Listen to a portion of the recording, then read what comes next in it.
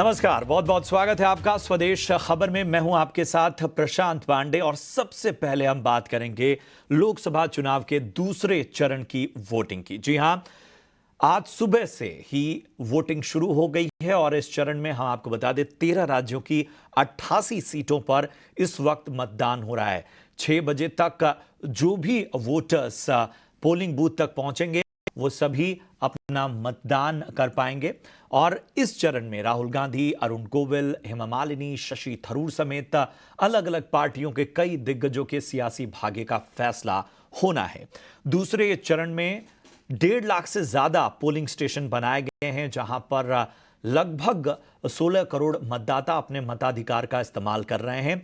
इनमें 8 करोड़ से ज्यादा पुरुष और लगभग 7 करोड़ 80 लाख महिलाएं हैं। 5,929 ट्रांसजेंडर वोटर्स भी इस बार शामिल हो रहे हैं। मोदी सरकार के 6 केंद्रीय मंत्रियों के साथ 2 पूर्व मुख्यमंत्रियों की किस्मत भी दांव पर है।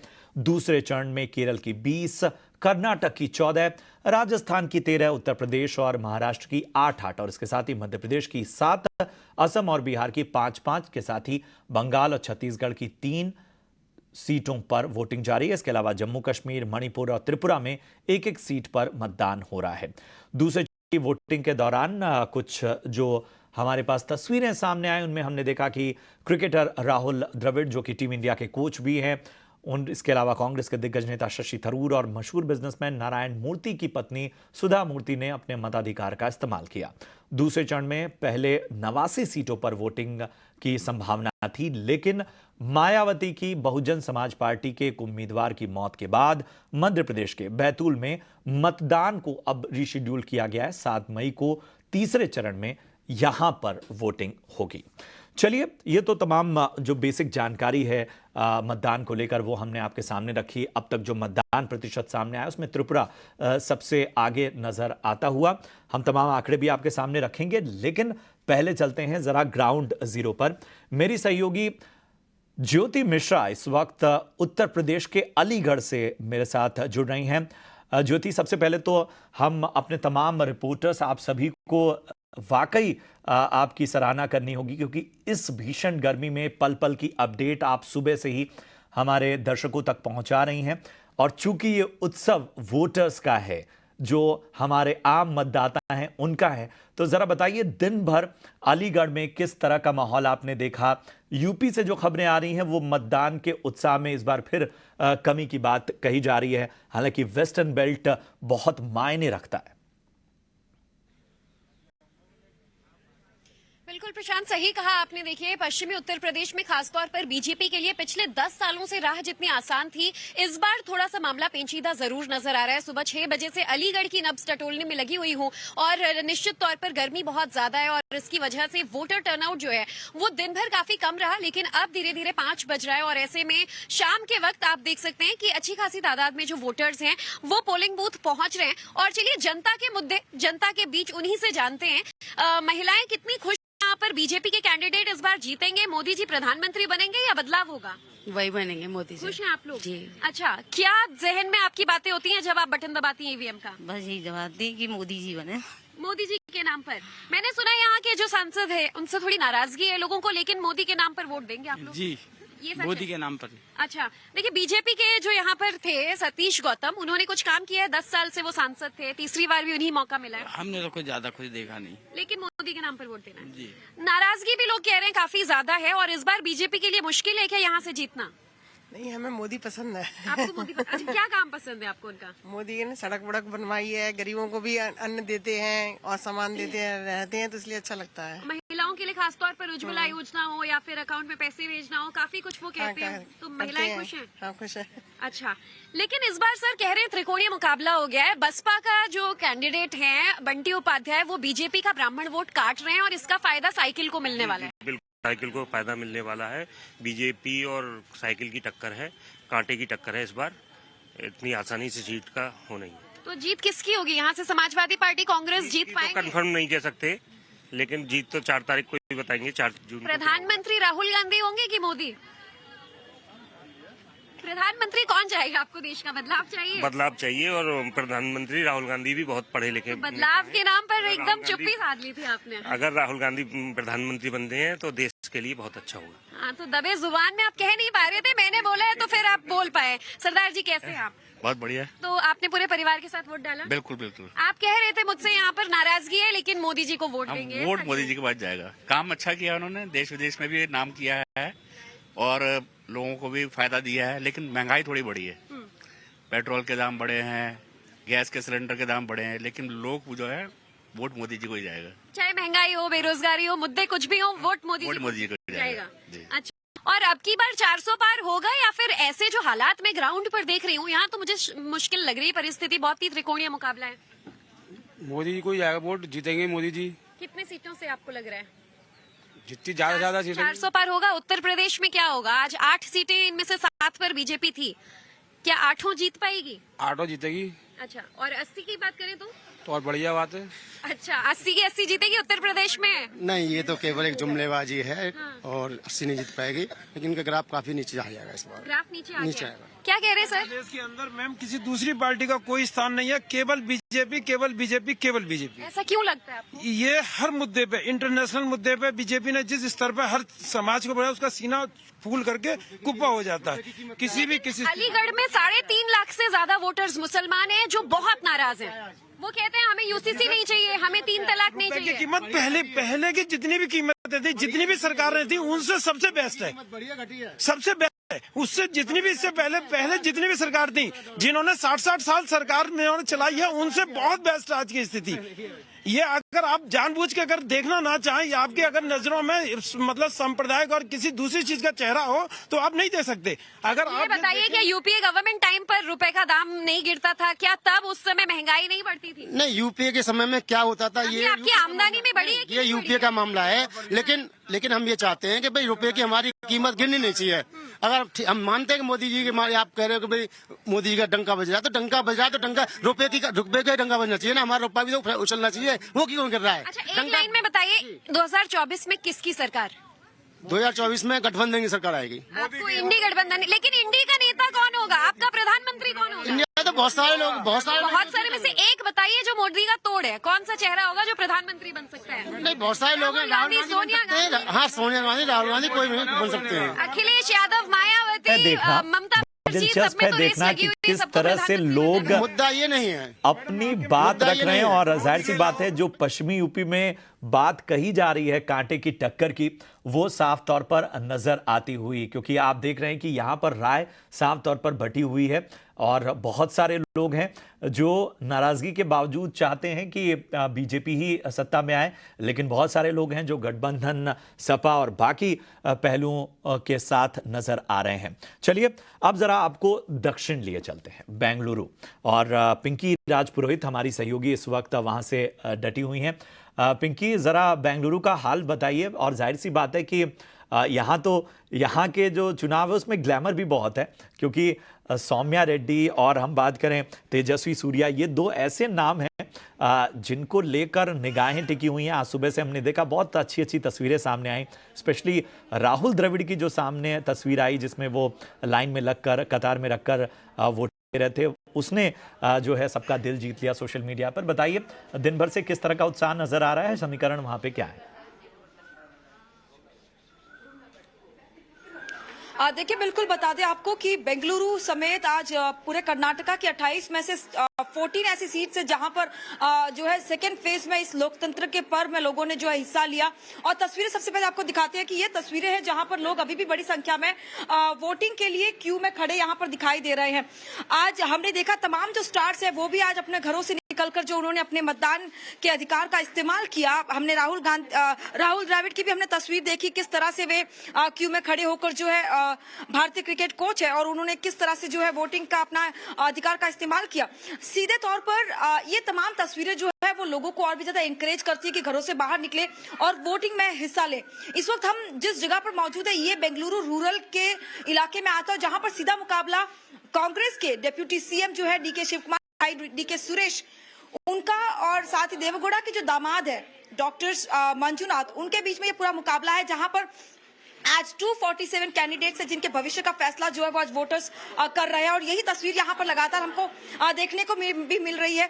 अमूमन अर्बन एरियाज में खासतौर पर अगर बात करें तो बहुत ही कम वोटर टर्नआउट देखने को मिलता है, लेकिन आज जिस तरह से लोग घरों से बाहर निकले हैं इस गर्मी के बावजूद, ऐसी उम्मीद की जा रही है कि काफी अच्छा परसेंटेज जो है वो देखने को मिलेगा, क्योंकि सुबह से ही हमने देखा कि किस तरह का उत्साह जो है वो वोटर्स में इस वक्त दिखाई दे रहा है।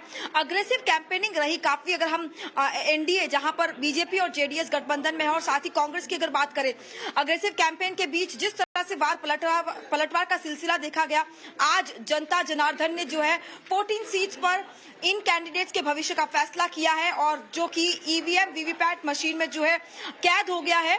और ये तस्वीरें आप जैसे कि लगातार देख रहे हैं कि किस तरह का उत्साह लोगों में है कि अभी भी लोग जो अपने घरों से बाहर निकलकर क्यू खड़े हैं और अपने मताधिकार का इस्तेमाल करने के लिए यहाँ पर आमतौर बड़ी संख्या पर में इस पहुंच मौसम रहे हैं। में गर्मी का भी जो है वो सितम होता है, तो बहुत ज़्यादा वोटर्स जो होते हैं वो शाम का इंतज़ार करते हैं जब थोड़ा सा दिन ढले, तब जाकर वो अपना वोट कास्ट कर रहे हैं। लेकिन हम देख रहे हैं कि चाहे यूपी हो, चाहे दक्षिण के राज्य हों, चाहे देश के बाकी इलाकों, इंतज़ाम बहुत अच्छे हैं।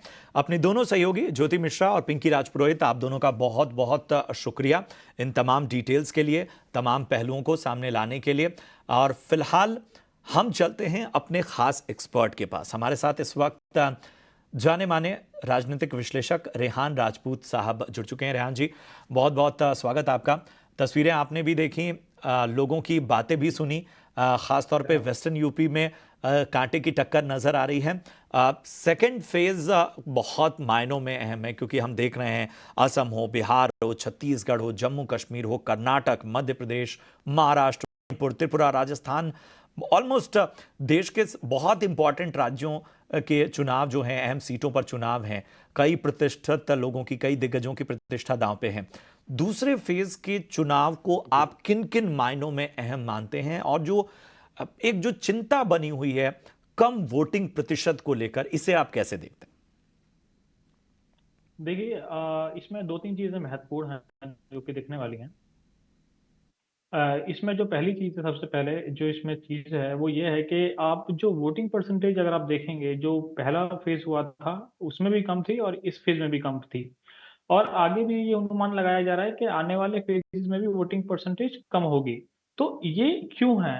लास्ट इलेक्शंस में 2019 के 2014 के इलेक्शन में तो बढ़ चढ़ के लोगों ने हिस्सा लिया था और काफी अच्छी वोटिंग परसेंटेज आई थी।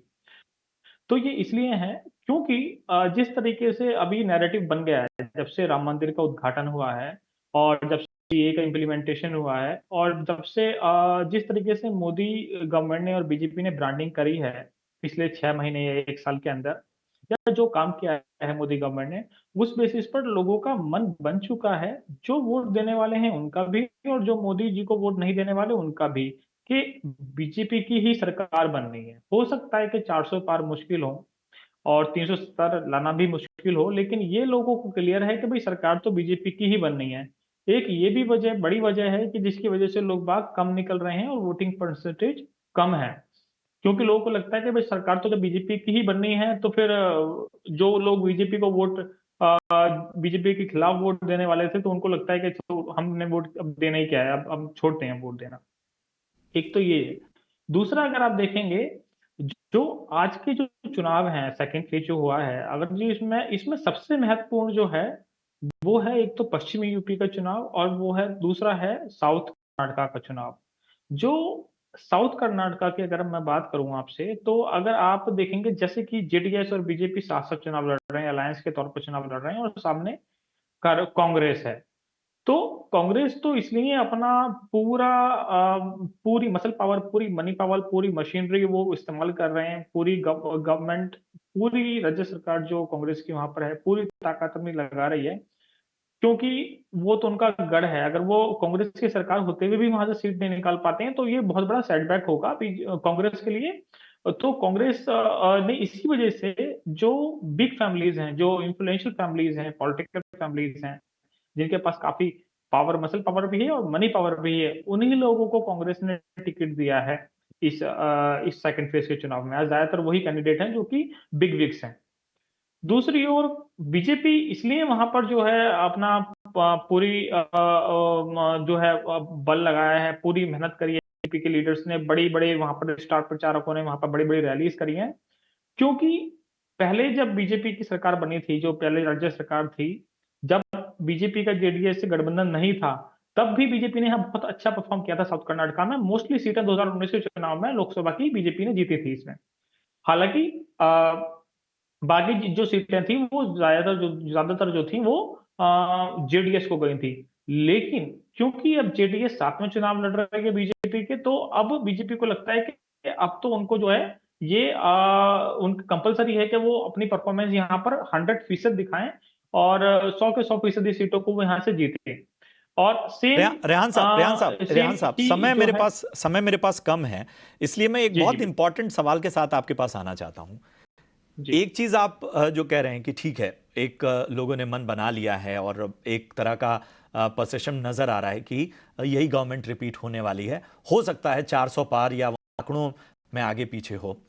इन सब के बावजूद अगर हम वेस्टर्न यूपी को खास तौर पे देखें या फर्स्ट फेज और सेकंड फेज के इलेक्शन के बाद एक जो नैरेटिव सामने आ रहा है कि इस बार जो गठबंधन था या जो ऑपोजिशन में पार्टियां थीं, उनका जो पिछले कुछ चुनाव में खोया हुआ कॉन्फिडेंस था वो थोड़ा वापस आता हुआ नजर आ रहा है। आपको ऐसा लग रहा है क्या?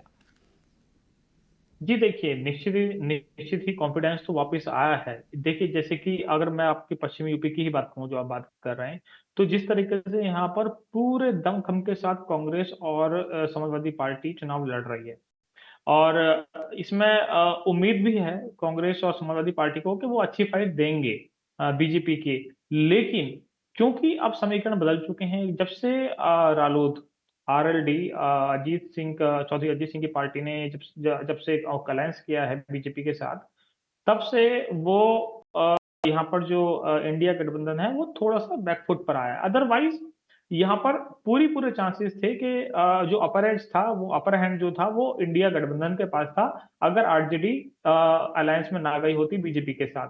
तो मेन कारण ये है जिसकी वजह से थोड़ा सा सेटबैक हुआ है, लेकिन अभी भी अच्छा परफॉर्म करेंगे और अच्छी सीटें लेकर मुझे लगता है इंडिया गठबंधन पश्चिमी यूपी के अंदर आए। बहुत बहुत शुक्रिया करेंगे रेहान साहब आपका हमसे इस चर्चा में जुड़ने के लिए। आगे भी हम इस तरह की चर्चाओं में आपको आमंत्रित करते रहेंगे और आगे भी बेहतर विश्लेषण के साथ आपकी आवश्यकता पड़ेगी। बहुत बहुत धन्यवाद हमें समय देने के लिए। और इसके साथ ही तमाम हमने आपको ग्राउंड रिपोर्ट भी दिखाई, विश्लेषण भी किया। फिलहाल हम एक ब्रेक के लिए रुकेंगे। ब्रेक के उस पार बाजार से जुड़ी अहम खबरें होंगी, रिजल्ट से जुड़ी अहम खबरें होंगी। आप बने रहिए हमारे साथ।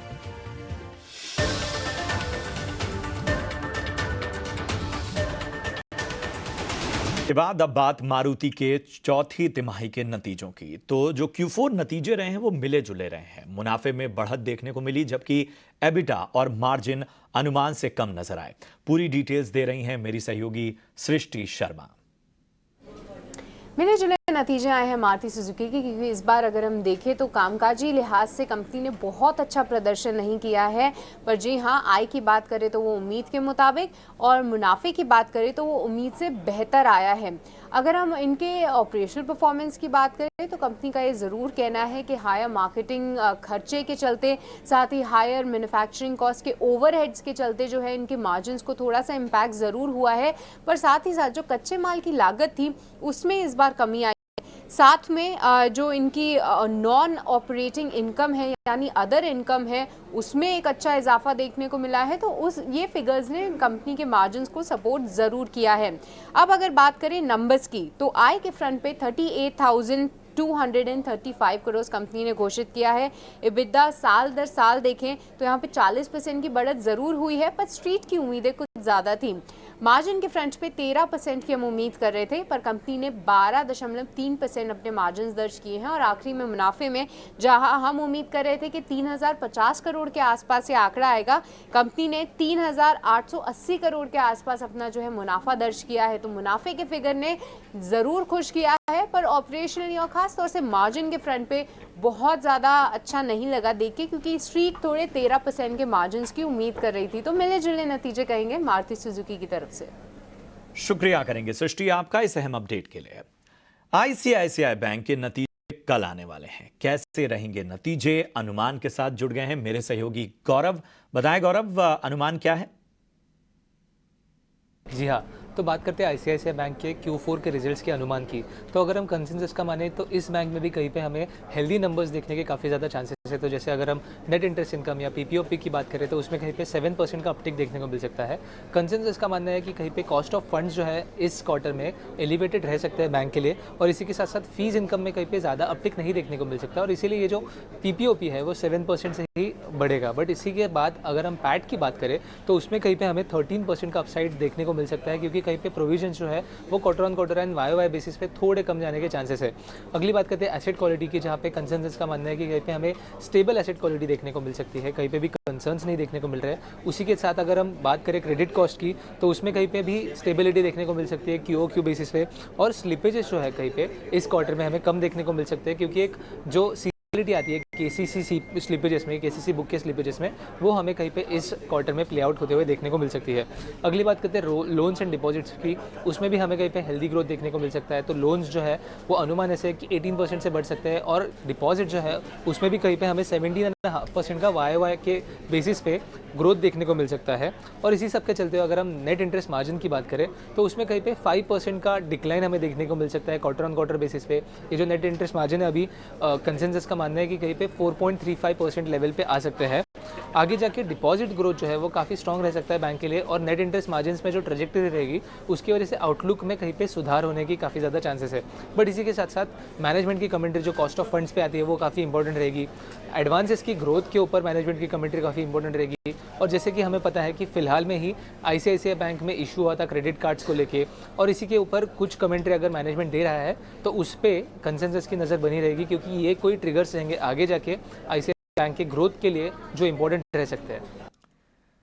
शुक्रिया गौरव इस अहम जानकारी के लिए। और चलिए अब चलते हैं हमारे खास सेगमेंट 5 का पंच की तरफ, जहां मेरे सहयोगी शरद दुबे बता रहे हैं कि आखिर किन शेयरों में दिखा भरपूर एक्शन। जी शरद बताएं। जी बिल्कुल, आपका स्वागत है 5 का पंच में। जो आज जो है हमने 5 अहम स्टॉक्स पे जो एक्टिव मूवमेंट देखे या वॉल्यूम्स में चेंज आए उन स्टॉक्स को हम लाते हैं। सबसे पहला स्टॉक रहेगा टेक महिंद्रा।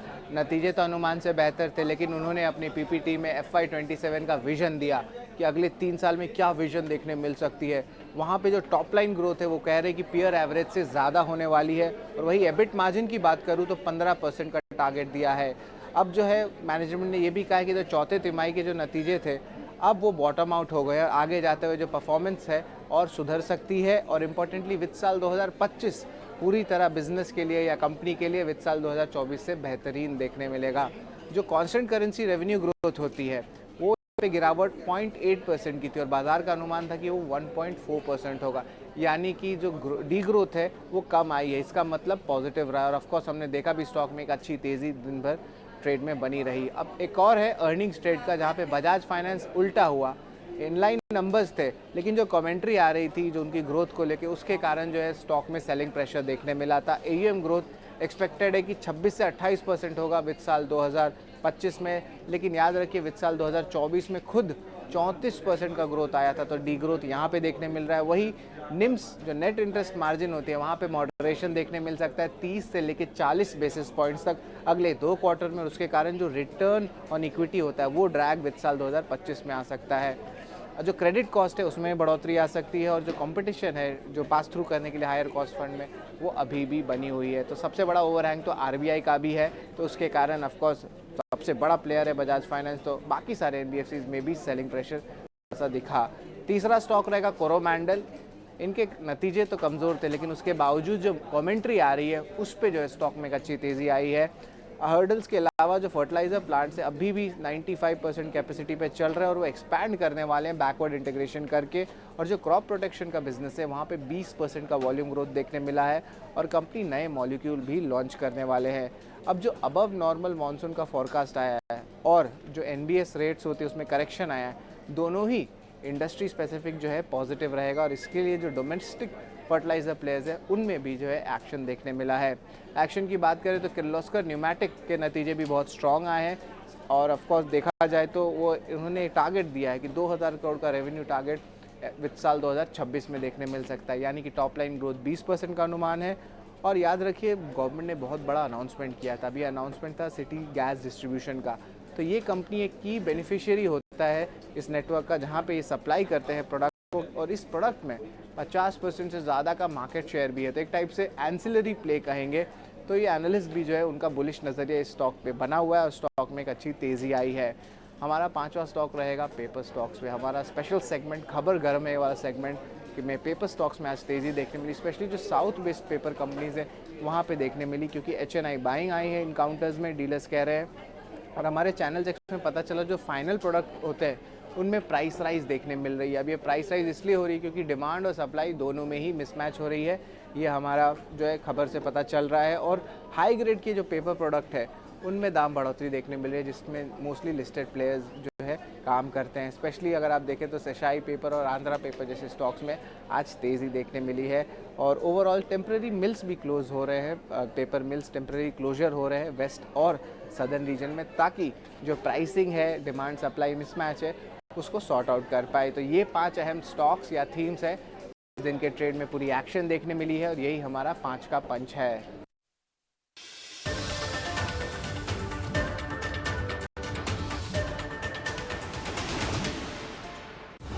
को बाय अमृता विश्वा विद्यापीठम, कम बिकम।